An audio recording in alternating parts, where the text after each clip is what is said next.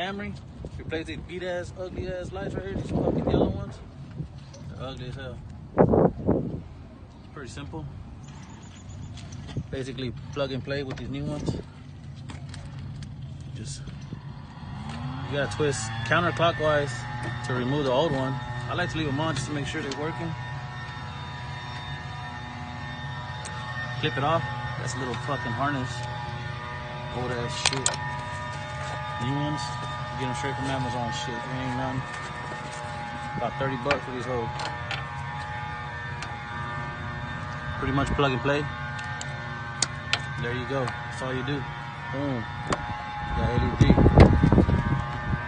Saw living in the 90s. Come into the fucking 2020s and up. That was it. Has his own little cooling fan. You got your zip ties. I guess to connect this little, hide away the wires and secure them better. I don't use it. Ain't nothing to get in there. As far as that, got one down.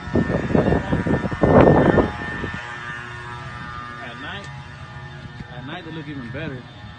This is alright, it's daytime, but at night they'll look fresher. You get a better view.